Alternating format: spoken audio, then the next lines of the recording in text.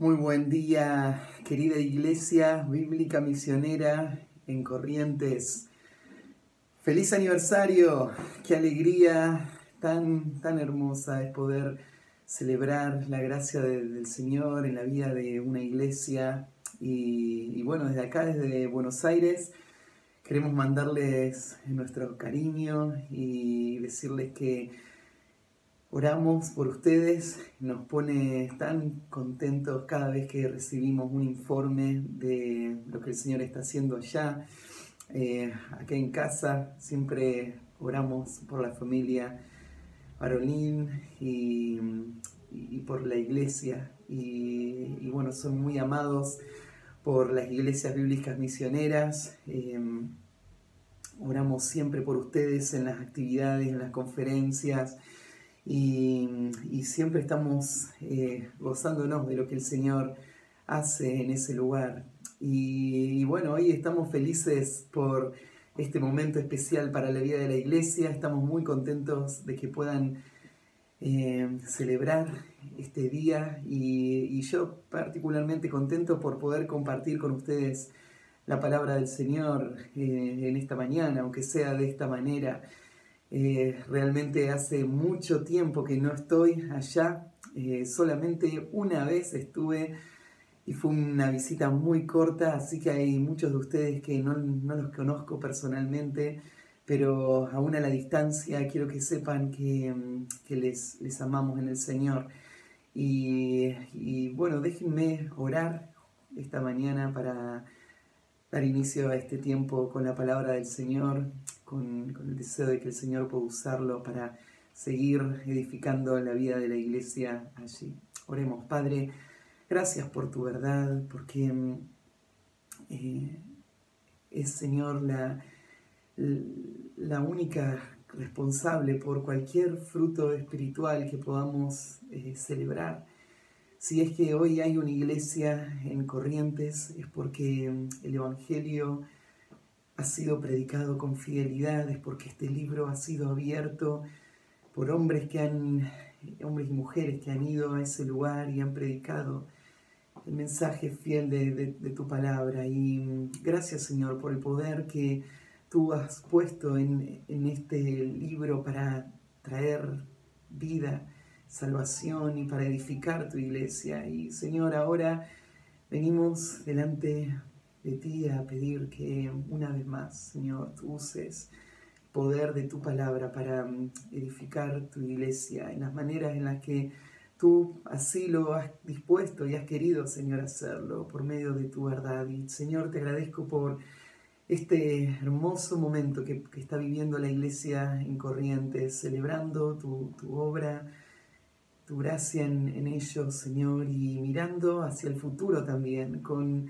gran expectativa y deseo, Señor, de que tú les uses de formas mucho más grandes para llevar el Evangelio a esa provincia, Señor, y hasta lo último de la tierra. Te encomendamos a ti este tiempo, en nombre de Jesús. Amén. Bueno, estos últimos días he estado compartiendo con Santi y me contó lo que estaban planeando para estos días. Y qué gozo es ver que el Señor les haya dado un hombre que ama la palabra y ama la iglesia. Y que ha sido fiel todo este tiempo acompañando sus vidas, llevándoles el Evangelio, cuidando de ustedes y guiándoles también. Y aún hablando con él, escuchar el corazón de un pastor que ama a su iglesia y que quiere usar esta oportunidad para alentar a la iglesia a mirar de nuevo la obra que el Señor está haciendo y mirar hacia adelante y unir fuerzas para avanzar.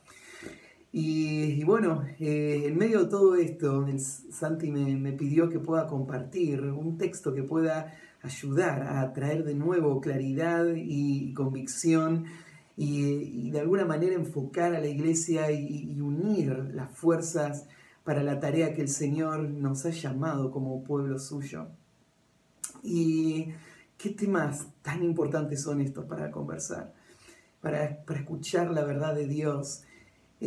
poder reflexionar y pensar en la identidad de la iglesia. ¿Qué significa ser parte de la iglesia? ¿A qué fue llamada la iglesia? ¿Cómo es que debe vivir el pueblo de Dios esa vida a la que fueron llamados? Todas estas son cosas tan importantes para poder pensar, porque vivimos en un tiempo donde el concepto de iglesia se ha diluido. Y es triste ver la forma en la que viven los creyentes o los que dicen ser creyentes, sus vidas cristianas. Para muchas personas hoy en día la iglesia no es más que solamente una actividad del domingo por la mañana. Y llegan a la iglesia como llegan a un cine. Llegan a ese lugar, ¿no es cierto? Se sientan, miran la función, escuchan, la evalúan y después saludan a algunas personas y vuelven a la comodidad de su casa. Y llegan allá y después conversan sobre lo que le gustó, lo que no le gustó.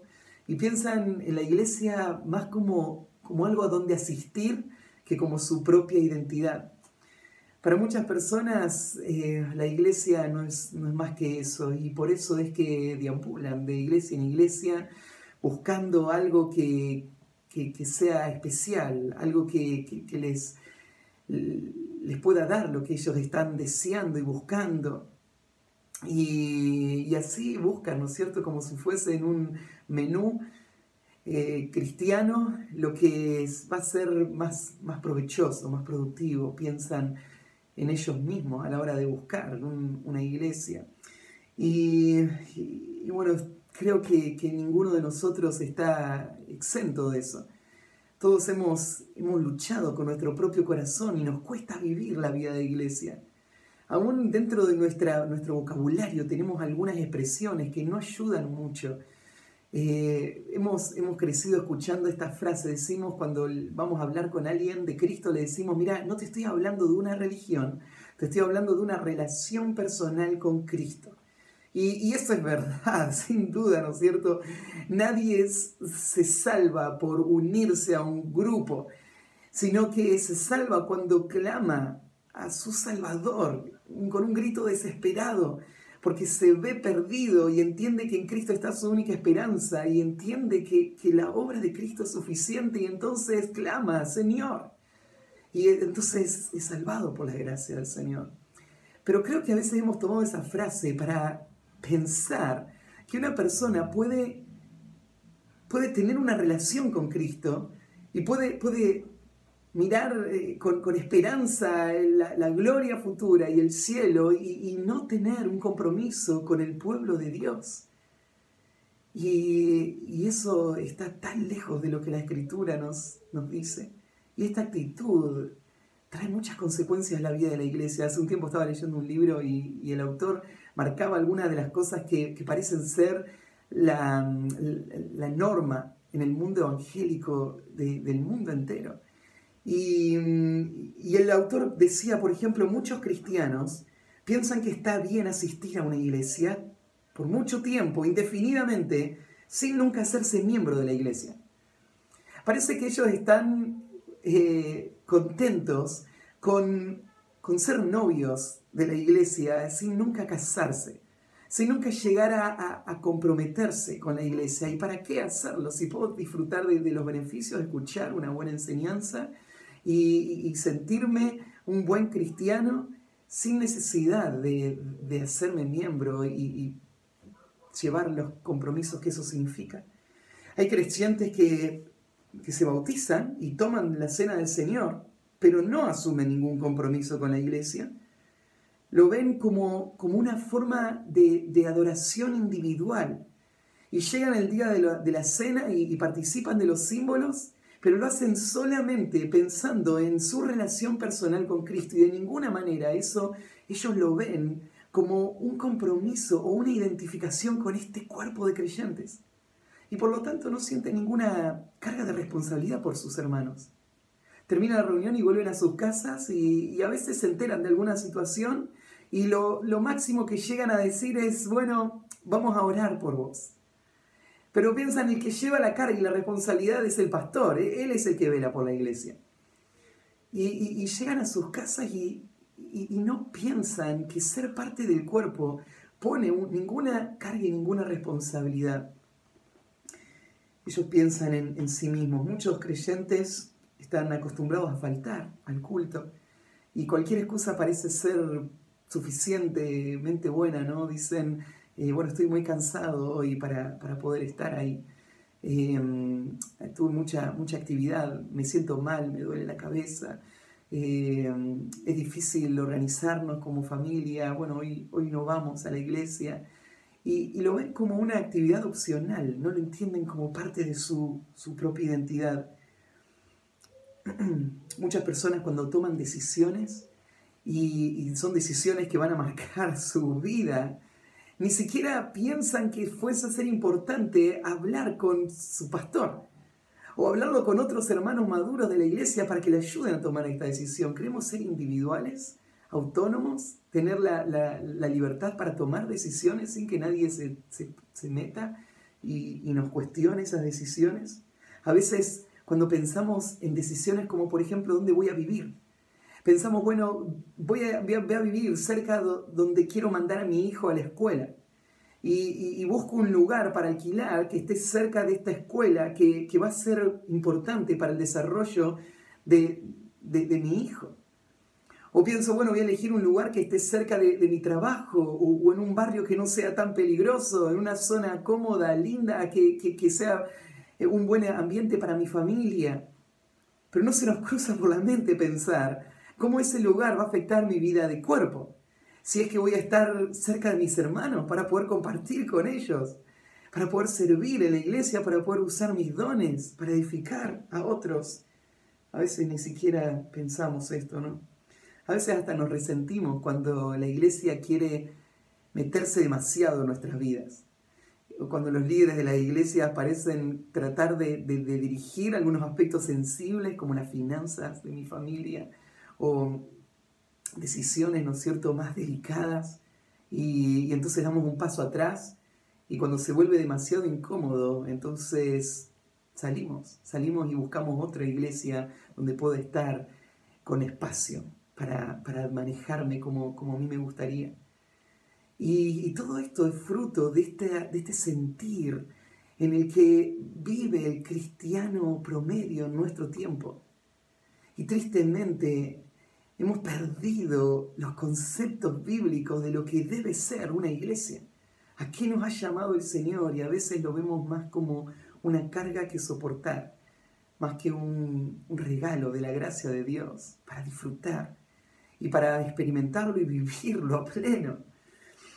Pero en contraste con todo esto, están los textos bíblicos que nos llaman una y otra vez a vivir la vida de cuerpo tal como el Señor lo diseñó. Y el libro de Efesios, que es donde hoy voy a leer el pasaje, es uno de los libros que de forma más clara nos enseñan cómo debe ser la vida de la iglesia. Porque esto no es algo de nuestro tiempo. El enemigo ha atacado desde el comienzo la vida de la iglesia, sembrando mentiras, falsas enseñanzas que socaven la identidad y la vida práctica fiel de la iglesia. La iglesia siempre ha estado llena de falsos cristianos que por no haber nacido de nuevo no entienden y no quieren vivir la vida de un cristiano.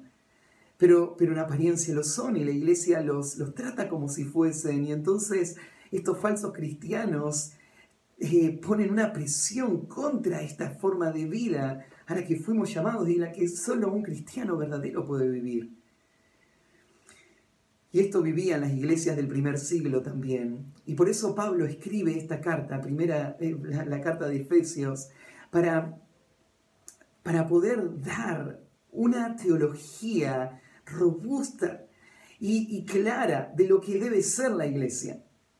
Y eso es lo que va a hacer Pablo en los primeros 3 capítulos de la carta de Efesios y después en los siguientes 3 capítulos, del capítulo 4 al 6, Pablo lo que va a hacer es mostrar cómo pensar correctamente en cuanto a la iglesia tiene que llevarnos a vivir correctamente.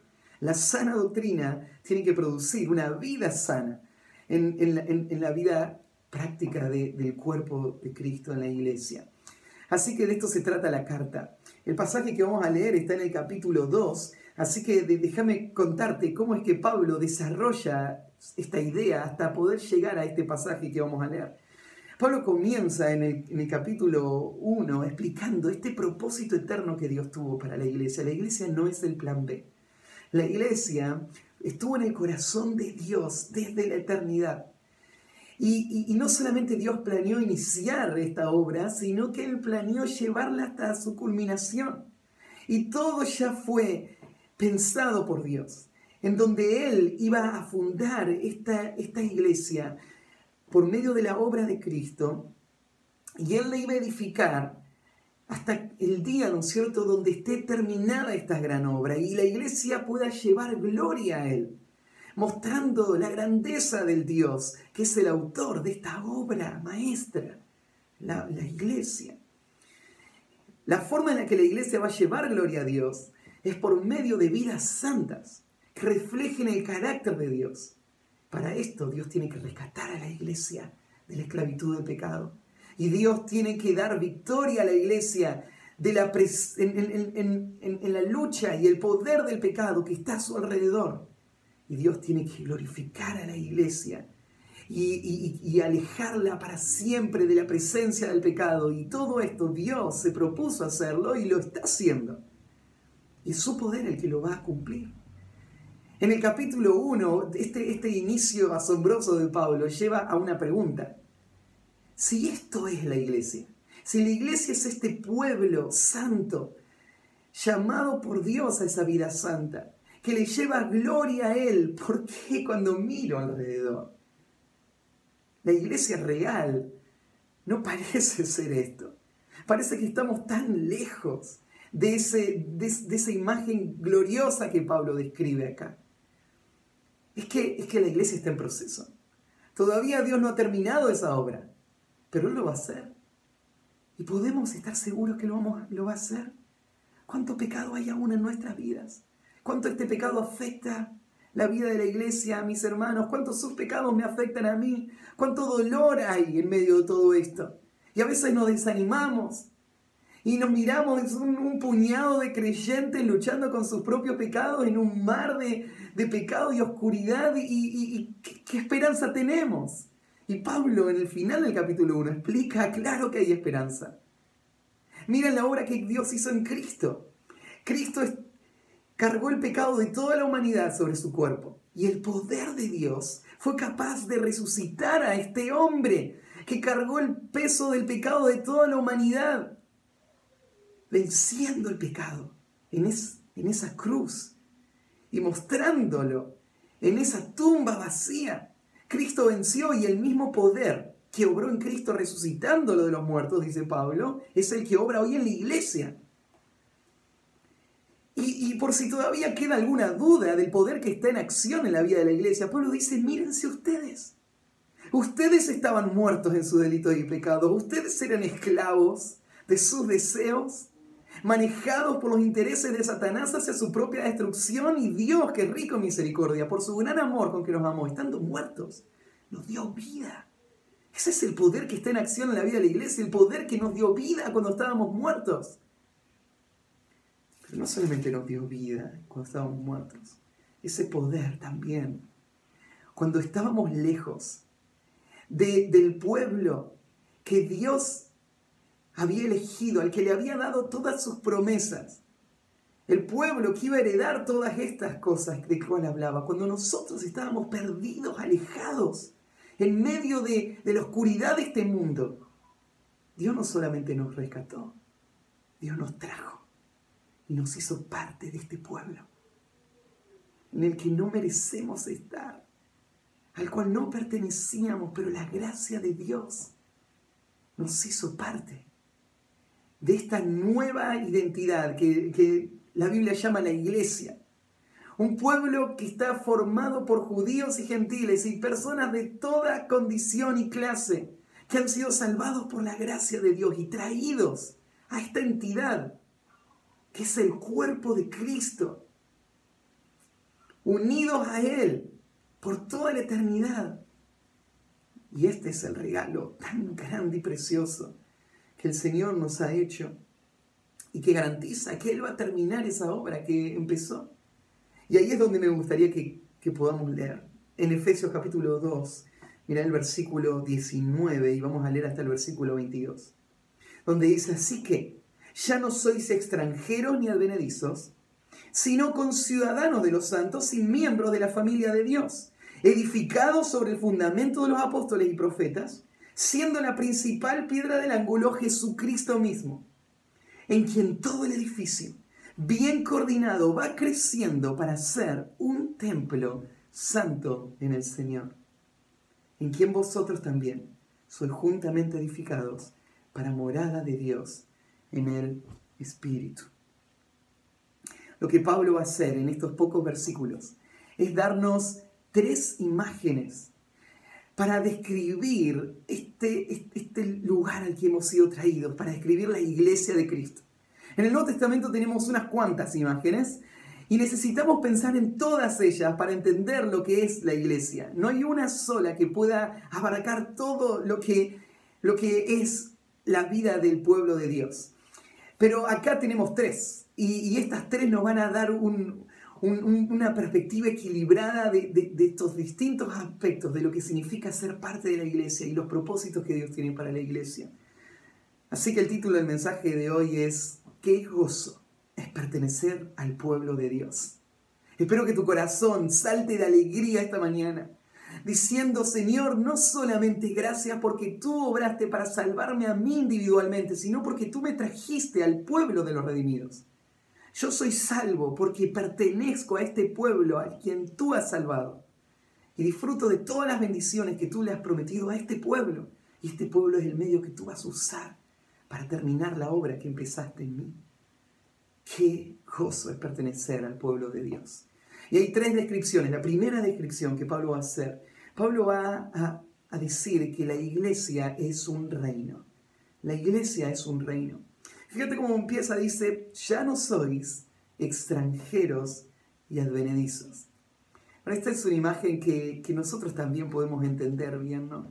Un extranjero es esa persona que por no estar en su tierra, sufre muchas consecuencias de estar ahora en una tierra ajena.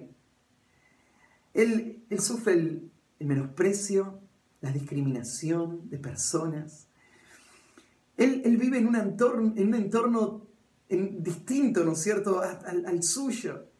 Y por eso le cuesta encajar en tantas maneras. Pero sobre todas las cosas, un extranjero es una persona que al no ser ciudadano no puede tener los mismos beneficios que un ciudadano tiene. Un extranjero es una persona que está, pero no pertenece.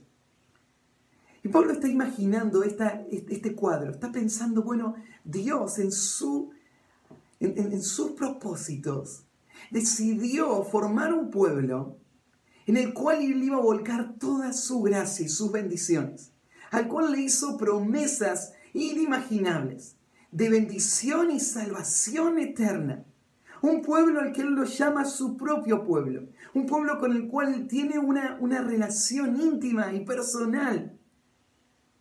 Un pueblo, ¿no es cierto?, cuya presencia, la presencia de Dios en este pueblo, es la garantía de la protección, de la provisión y de todo lo que Dios da a los suyos. Este es el pueblo de Dios. Y de todo eso, nosotros estábamos excluidos. Nosotros no teníamos ninguna parte. Nosotros no podíamos reclamar ningún derecho porque no teníamos derecho. Éramos extraños a este pueblo. Y nacimos ajenos a este pueblo, nacimos lejos de todas estas promesas, vivimos esclavos de nuestros pecados toda nuestra vida. Y eso se refiere Pablo cuando dice, ya no sois extranjeros y advenedizos, sino, y usa el contraste, ¿no es cierto?, son conciudadanos de los santos. Ahora, oficialmente, legítimamente, tenés la ciudadanía celestial. ¡Qué bendición! Imagínate, Pablo entiende el concepto de los beneficios que trae la ciudadanía. En aquel tiempo, el imperio que dominaba el mundo era el imperio romano. Y Pablo había nacido en la familia de un hombre judío pero que de alguna manera su papá había logrado adquirir la ciudadanía romana. Pablo nació ya en esa familia y por lo tanto él recibe de su papá la ciudadanía romana. ¿Cuántos anhelaban tener esa ciudadanía? Porque ser romano traía tantos beneficios. Pensalo aún en Pablo, algunas de las cosas que vemos en el Nuevo Testamento. Pablo, por ser ciudadano romano, podía apelar al emperador, pedir una audiencia con el emperador mismo y se le iban a conceder. Esto es algo increíble. Pablo tenía la protección romana, no podía ser juzgado, por ejemplo, Pablo, y condenado sin un juicio justo.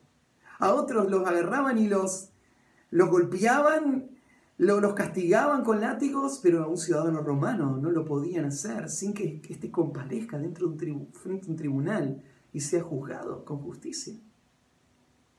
Un romano tenía muchos beneficios.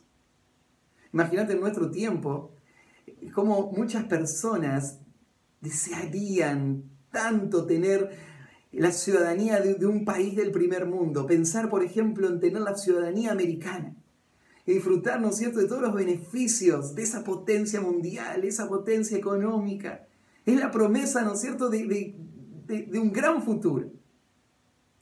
Ahora Pablo está mirando a estos creyentes en su corazón y pensando: el Señor les ha dado a ustedes un tesoro, un regalo que va mucho más allá que tener la ciudadanía de la potencia mundial de nuestra época. Él les hizo ciudadanos del cielo, ciudadanos del reino de Dios, que va a durar por toda la eternidad, que no puede ser sacudido por ninguna crisis, donde el rey que gobierna este reino es un rey sabio, justo, amoroso. Conciudadanos de los santos. Claro, pero la ciudadanía no solamente trae privilegios, trae también responsabilidades, ¿no? Claro, ser parte del pueblo de Dios es algo tan formal y concreto como ser parte de un país. Ser parte del pueblo de Dios significa ahora estar bajo el gobierno de Cristo. Porque fuimos trasladados del reino de las tinieblas al reino de su amado Hijo. Y aunque todavía no tenemos a Cristo reinando físicamente acá en medio nuestro, Cristo sí gobierna sobre la iglesia, sobre todos los salvos. ¿Y cómo gobierna Cristo sobre los salvos? Bueno, Él gobierna a través de la iglesia local me refiero, ¿no? Donde Él ha depositado su palabra, ha establecido líderes para cuidar de su rebaño, para enseñar su palabra y para exhortar, reprender, corregir y dirigir esta iglesia. Y ha puesto el pueblo de Dios para que se rinda cuenta mutuamente y puedan vivir entonces bajo el gobierno de Dios. Entonces, ¿qué es esto de cristianos que pretenden vivir vidas aisladas de estas relaciones? Estos hombres y mujeres viven en una contradicción. Porque Pablo nos dice, no son extranjeros y advenedizos, son conciudadanos. Y la ciudadanía te trajo ahora a un vínculo y una relación formal, física, real, de sujeción a un reino que tiene su expresión visible en la iglesia. La iglesia universal, los creyentes del mundo entero, viven la realidad de la iglesia en un contexto local, con hermanos físicos reales que están a su lado, con pastores a quienes ellos pueden llamar mi pastor, que son responsables por velar por sus almas y ellos de sujetarse y obedecerles. Y de esta manera están sujetos a Cristo, que colocó estas autoridades y que dirige la vida de la iglesia. Somos conciudadanos de los santos. Entonces la iglesia es un reino que se rige bajo las leyes celestiales. Claro, nosotros vivimos en este país y nuestro Rey Celestial nos dice que obedezcamos a nuestras autoridades. Pero solamente obedecemos a nuestras autoridades porque obedecemos a nuestro Rey Celestial. Él es nuestra autoridad suprema. Y por ser nuestra autoridad suprema, nosotros le obedecemos por sobre cualquier otra autoridad. Nosotros obedecemos a nuestras autoridades civiles solamente en la medida en que ellos no van en contra de nuestra autoridad celestial. Nosotros somos como si fuese a ser un país dentro de otro país. Porque nosotros convivimos en medio de este país, pero no pertenecemos a este país. Nuestra ciudadanía verdadera, auténtica, legítima, es la celestial. Nosotros somos gobernados por un rey celestial, por leyes que nos rigen, que este rey nos ha dado. La iglesia es un reino, somos conciudadanos de los santos. En segundo lugar, la iglesia no solamente es un reino, porque agrega algo más al texto, dice, y miembros de la familia de Dios. Miembros de la familia de Dios. Qué preciosa esta imagen, porque, claro, la imagen de ciudadano muestra un vínculo real, concreto, formal, pero la imagen de familia muestra una relación mucho más íntima, afectiva, una relación distinta a la de un conciudadano solamente, ¿no? Me encanta que Pablo use esta imagen. Esta es una imagen muy común en el Nuevo Testamento. Aún mismo ahí en Efesios capítulo 3, Pablo va a usar esta imagen. Miren el versículo 15, el versículo 14 y 15. Efesios 3, 14 y 15 dice así. Por esta causa doblo mis rodillas ante el Padre de nuestro Señor Jesucristo, de quien toma nombre toda familia en los cielos y en la tierra. Acá Pablo está hablando de esta familia que hace mención en el capítulo 2. Toda la familia en los cielos y en la tierra. Y en ese pasaje, en la traducción al español, no se colocó el artículo definido, pero la mejor lectura requiere que esté ahí el artículo. O sea, lo que está diciendo Pablo es que Dios es el Padre de toda la familia que está en los cielos y en la tierra. Hay una sola familia. Una sola gran familia. Esta familia está unida por lazos tan fuertes que ni siquiera la muerte puede romper. Porque acá Pablo dice, ¿no es cierto? Esta familia está en los cielos y en la tierra. Es una sola familia, ahora mismo, bajo un mismo Padre, pero parte de nuestros hermanos están allá y otra parte de los hermanos están acá. Esta familia es, cuando pensamos en familia, ¿no es cierto? Pensamos en mucho más que una relación de conciudadanos, ¿no? Pensamos en una relación afectiva muy estrecha. Pensamos en una responsabilidad muy cercana. Decimos, bueno, pero hay una diferencia, ¿no es cierto? Con él somos familia de sangre. Y tal vez, no sé, algunos de nosotros que tenemos algo de sangre tana, lo entendemos un poco más, ¿no es cierto? Este concepto de la familia es sagrada. A la familia se la defiende, a la familia se la protege, a la familia no se la abandona, a la familia se la cuida, se hace partícipe a la familia de todo lo que tenemos, se la sustenta, se la cuida, es familia, hay una responsabilidad. Bueno, y cuando Dios usa esta imagen, la usa para que vos pienses en esas cosas. No pensás en la iglesia, vos tenés que pensar en la iglesia de esa manera. No solamente en un sentido de compromiso, sino en un sentido de relación estrecha y profunda con estos hermanos.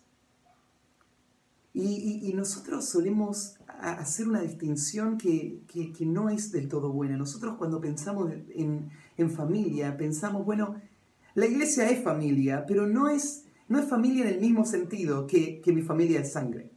Es familia porque hay una relación, hay un compromiso, pero no es el mismo grado de compromiso y relación. Mi compromiso primordial está con mi familia de sangre. Es mi esposo, mi esposa, mis hijos, mi padre, mi madre, mi hermano. Esa es mi prioridad. Ahora quiero que entiendas algo. Cuando Dios pensó en usar esta imagen, nosotros solemos pensar al revés de las cosas, ¿no? Y pensamos, bueno, Tal vez Dios pensó, bueno, ¿con qué puedo comparar a la iglesia? Porque Pablo escribió esto, pero Dios inspiró a Pablo. Y Dios pudo haber pensado, bueno, ¿con qué voy a comparar a la iglesia? Bueno, voy a comparar con una familia, para que piensen como familia. Y Dios usó la imagen de la familia para hablar de la iglesia. Pero quiero sugerirte que no fue así como sucedió, sino fue lo opuesto. Como yo te mencioné en el capítulo 1 de Efesios, Dios dice que la iglesia estuvo en el corazón de Dios antes de la fundación del mundo. Antes de que existiese nada más, Dios ya había planeado la identidad de la iglesia. Y eso revierte las cosas, ¿no? Porque cuando Dios planeó que existiera lo que hoy llamamos familia, Dios planeó la familia, Dios determinó cómo iba a ser la familia. Cuando Dios lo planeó, Él ya estaba pensando en la iglesia. Por lo tanto, la cosa fue al revés. Dios creó la familia física para que sea una sombra de lo que es la familia espiritual. Esto lo ves en el capítulo 5 de Efesios, donde Pablo también habla del matrimonio de esta manera. Y Pablo dice que es grande este misterio, pero yo digo esto en cuanto a Cristo y la iglesia. Pablo dice ahí que cuando Dios creó el matrimonio, Él lo creó para que fuese una sombra de lo que es verdadero. Dios creó algo temporal que iba a permitirnos entender algo que era eterno y permanente. La relación de un esposo con una esposa es la relación de Cristo con su iglesia. Y déjame sugerir esto. Cuando Dios creó la familia física, la creó pensando en darnos un cuadro, una imagen de lo que es la familia espiritual. La familia física es solo temporal. El Señor mismo dijo, ¿no? En el futuro, en la gloria, los hombres no están casados. No se van a casar ni se van a dar en casamiento. Van a ser como los ángeles del cielo. Los vínculos familiares que hoy tanto disfrutamos y valoramos, un día ya no van a estar más. Los vínculos familiares físicos. Pero la familia, del que es parte de la familia de Dios, de quien toma nombre toda la familia, en los cielos y en la tierra, esa es una familia eterna. Dicho de otra manera, cuando vos mirás a tu hermano, a quien llamás hermano en la fe, a ese hermano, vos tenés que entender que hay algo que te une a él, que es mucho más profundo y es mucho más real que lo que te une a la familia física. Es más, Cristo mismo dijo, yo no vine a traer paz, vine a traer espada y división, porque el hijo se va a levantar contra el padre, y la hija contra la madre, y la nuera contra la suegra, y se van a levantar unos contra otros, y el cristianismo va a dividir las familias físicas. Y de repente se convierte un hijo, y su hermano no se convirtió, y ahora pertenecen estas dos personas a dos reinos totalmente distintos. Se dirigen a dos destinos totalmente distintos. Sirven a un Señor totalmente distinto. Y ahora hay un abismo de distancia. Nacimos del mismo vientre. Pero nuestra identidad es tan distante como la luz de las tinieblas. Pero miro a mi hermano que nació en un contexto social totalmente distinto al mío. Que tuvo una crianza totalmente distinta a la mía. Que tiene una edad totalmente distinta a la mía, pero hay algo que me une a él, que es mucho más profundo que cualquier vínculo físico de esta vida. Y esto es lo que somos una familia. Tenemos que vivir como una familia, pensar como una familia, actuar como una familia, porque esto es lo que somos. Conciudadanos santos y miembros de la familia de Dios. Y el último concepto, la iglesia es un edificio. Y dice, edificados sobre el fundamento de los apóstoles y profetas, siendo la principal piedra del ángulo, Jesucristo mismo. Edificados sobre el fundamento de los apóstoles. Y acá Pablo va a usar una tercera imagen, y es la de un edificio. Y me imagino ahí en Éfeso, estos creyentes, antes de convertirse, eran parte de esta cultura pagana, de la cual el Señor les rescató. Y en Éfeso estaba una de las 7 maravillas del mundo antiguo, el templo dedicado a la diosa Diana. Venía gente del mundo entero a admirar este templo y a traer ofrendas y adorar a esta diosa. Era un templo majestuoso, enorme, gigante. Y ahora pensarlo así, en medio de esta ciudad pagana, donde viene el mundo entero a adorar, en este gran templo, hay un puñado de creyentes reunidos, perseguidos, menospreciados, marginados, que sufren haber emprendido este camino de obediencia a Cristo. Y ahora Pablo le escribe y le dice, ustedes son un templo. Y se miran alrededor y se ven tan insignificantes frente a toda esa majestuosidad de la diosa Diana. Pero Pablo dice, no dejen que esto les confunda. Porque lo que ustedes ven ahí son piedras muertas que están puestas una encima de la otra y que muestran la gloria que el hombre puede producir. Pero ustedes son un templo de piedras vivas.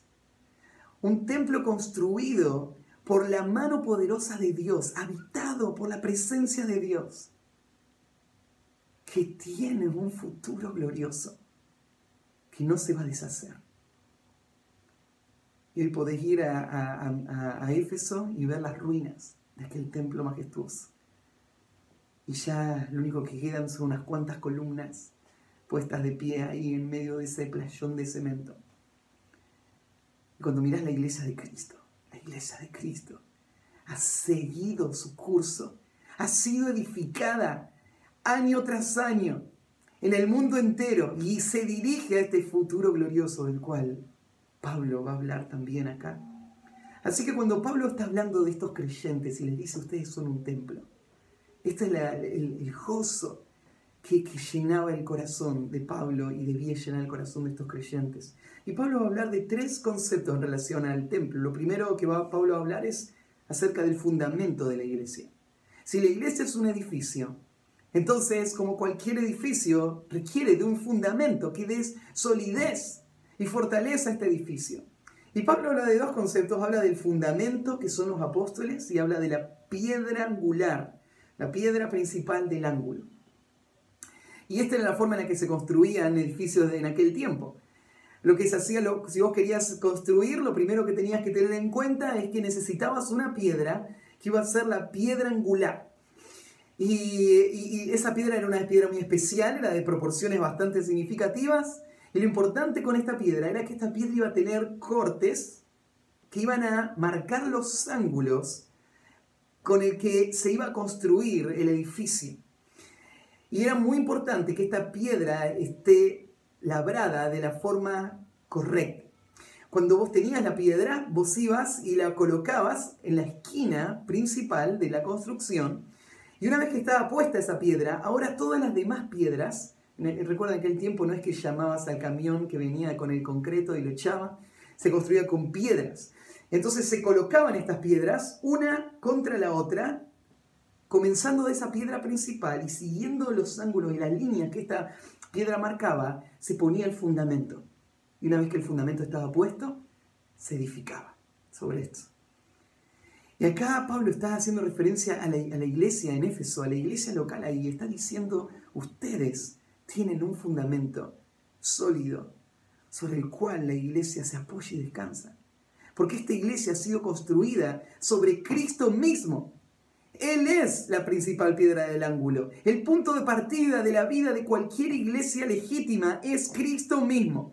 En 1 Corintios capítulo 3, Pablo habla de cómo fue el inicio de la iglesia en Corinto. Él le dice, yo como un perito arquitecto puse el fundamento y otros edifican encima. Y dice, nadie puede poner otro fundamento más que el que está puesto, el cual es Cristo. Pablo dice, cualquier institución o grupo que se quiera llamar iglesia, tiene que tener en su base la persona y la doctrina de Cristo. De otra manera, no es iglesia. Porque nadie puede poner otro fundamento. Esto no quiere decir que gente no intenta poner otros fundamentos. Hoy hay grupos que crecen, ¿no es cierto?, en el fundamento de la personalidad de un pastor. que habla sus propias ideas y las filosofías humanas que intentan ser la base y la fuerza para el inicio y el desarrollo de esta iglesia, pero la iglesia verdadera tiene un solo fundamento. Es la persona de Cristo. Claro, pero la persona de Cristo, nosotros no tenemos acceso directo a Cristo, nosotros no lo conocimos a Cristo. Y Cristo no escribió ningún libro como para poder llegar directamente al pensamiento de Cristo. Todo lo que sabemos de Cristo lo sabemos a través de los apóstoles.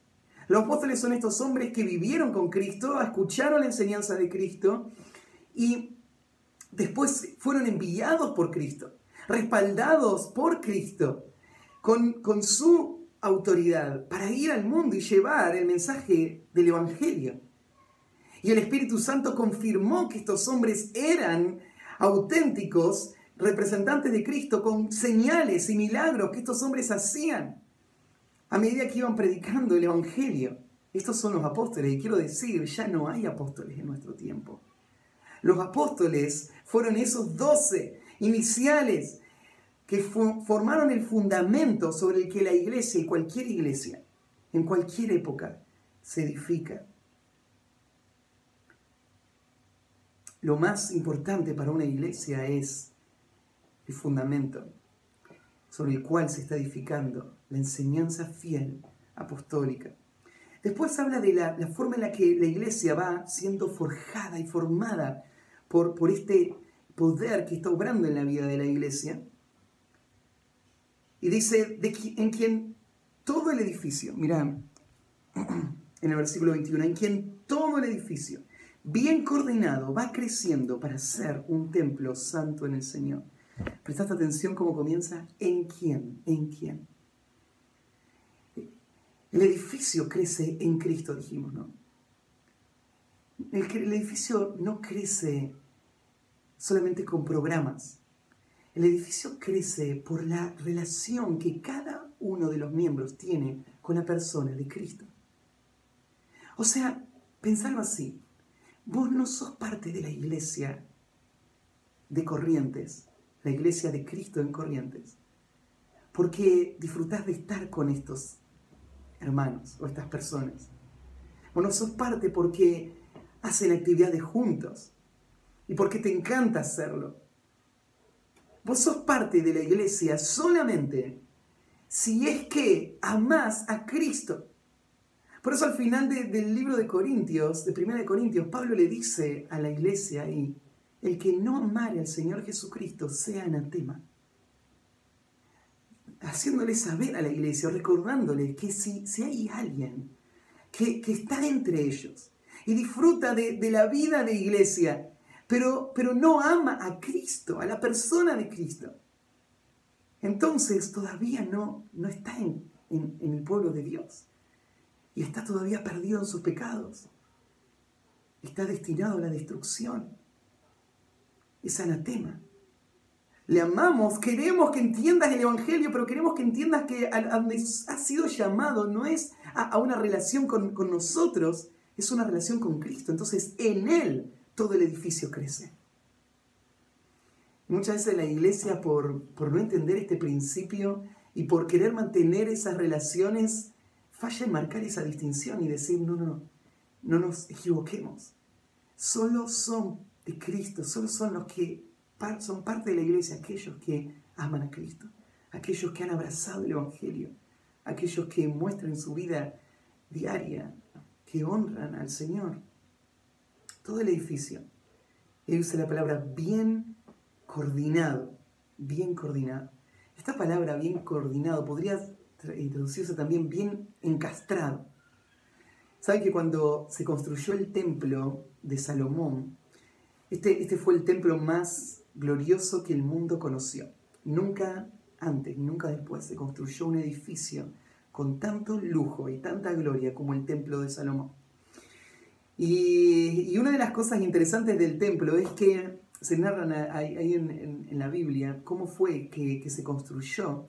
Se dan muchos detalles y una de las cosas que se dicen es que todas las piedras que se usaron para construir el templo se labraron en la cantera y se diseñaron como piezas de un gran rompecabezas. Y después fueron transportadas hasta Jerusalén, y cuando llegaron al lugar no se escuchó ruido a martillo, ni un golpe se escuchó en el lugar de la construcción. Cada piedra fue traída y encastrada una al lado de la otra, partiendo desde la piedra fundamental, poniendo el fundamento y construyendo hacia arriba. Todo el edificio iba siendo encastrado uno sobre el otro. Y acá Pablo está diciendo, miren, este edificio que el Señor está formando es tal como ese edificio. Porque cada uno de los creyentes, cada una de esas piedras vivas, fue labrada en la cantera de Dios y forjada con precisión para que encastre de forma perfecta en este gran proyecto de construcción que Dios planeó. Y es algo milagroso, es algo asombroso de ver. La forma en la que Dios trae personas de contextos tan distintos, que son tan diferentes unas de otras.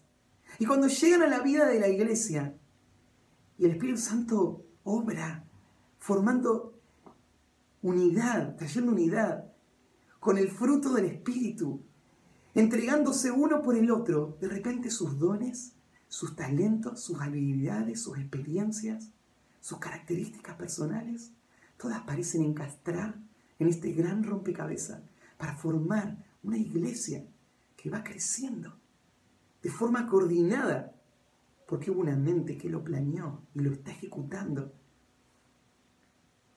Bien coordinado, va creciendo. Esta es una palabra interesante para referirse a un edificio, porque los edificios en general no crecen, ¿no? Los edificios se construyen, pero la palabra crecimiento es una palabra que, específicamente esta palabra griega, se usa para organismos vivos.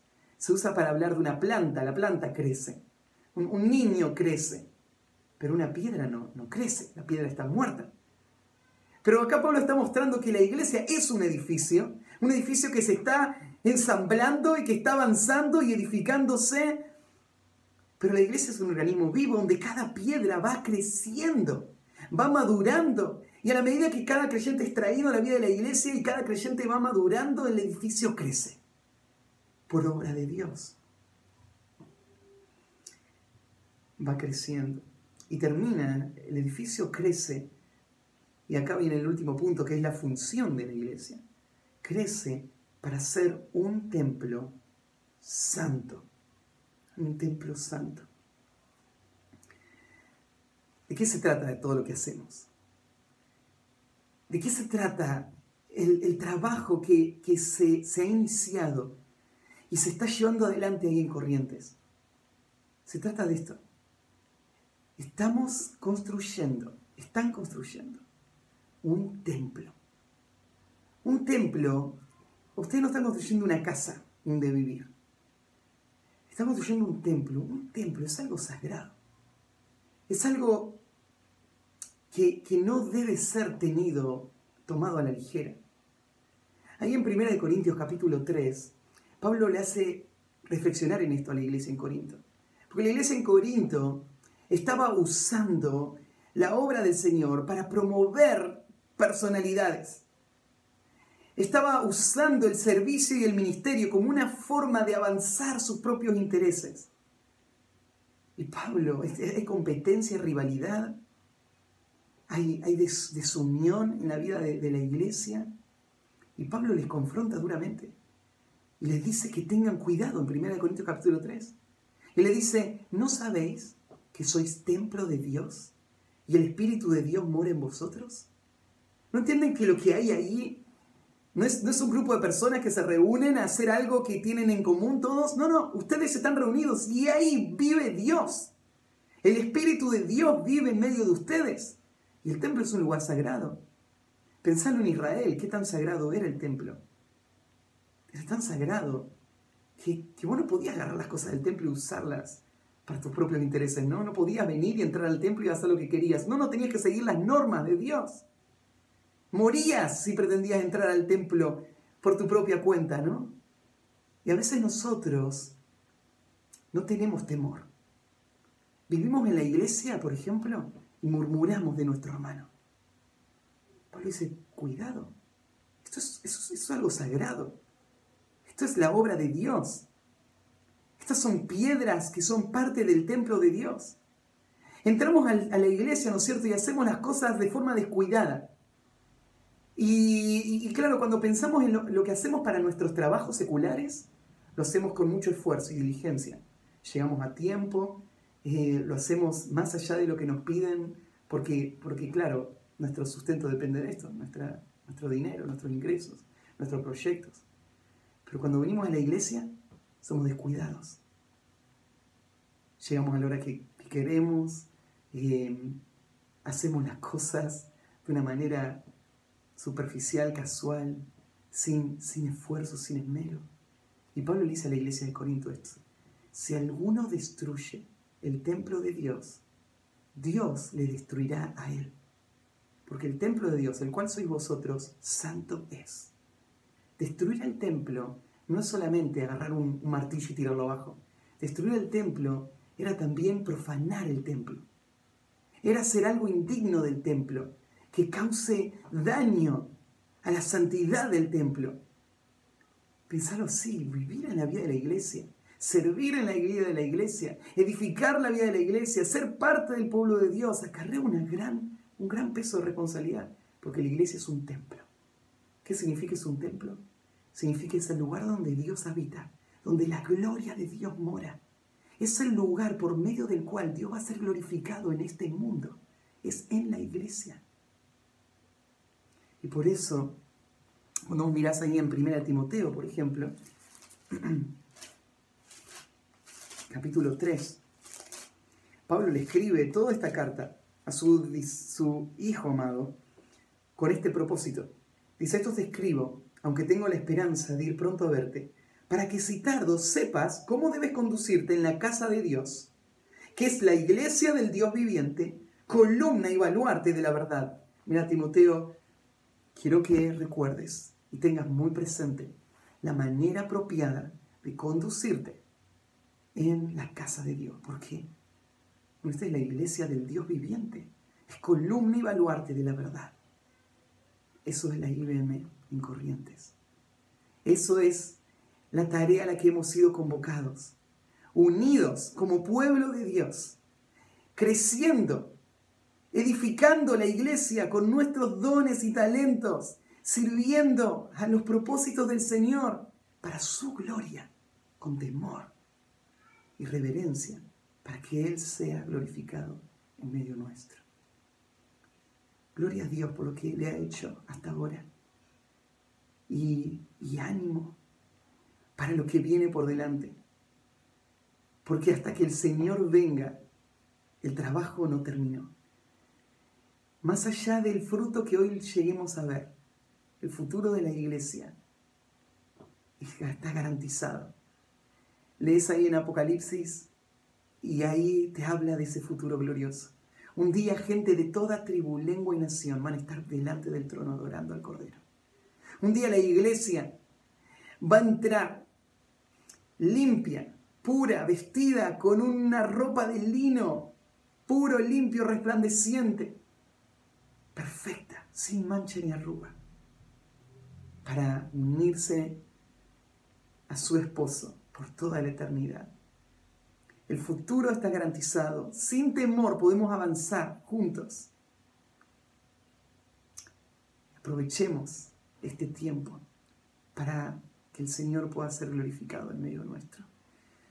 Oramos por ustedes, les amamos y sabemos lo difícil que es la tarea de comenzar una obra, los años duros de romper el terreno duro y poner esas semillas, las dificultades, los enemigos, pero ánimo, el Señor va adelante. El Señor dijo ahí en la Gran Comisión: he aquí, yo estoy con vosotros todos los días hasta el fin del mundo. Vamos a orar. Padre, gracias por tu palabra, gracias, Señor, por tu verdad, porque ella, Señor, nos guía, nos sostiene en medio de esta generación maligna y perversa, en medio de la cual resplandecemos como luminares en este mundo. Te pido, Señor, que tú continúes tu obra en la IBM en Corrientes, afirmando, edificando, guiándole, Señor. Dale sabiduría, Santi. Guíale, Señor, para que Él pueda ser un ministro fiel, que enseñe tu verdad con fidelidad, con convicción, y que guíe y pastoree con amor y paciencia a tu iglesia en ese lugar, esperando, como hace un labrador que espera el precioso fruto de la tierra. Señor, te pido que tú le des esa paciencia para que un día Él se pueda gozar y toda la iglesia se pueda gozar en ese fruto precioso que tú estás dando a través de la obra ahí en Corrientes. Gracias. En el nombre de Cristo Jesús. Amén. Que el Señor les bendiga. Les amamos en el Señor.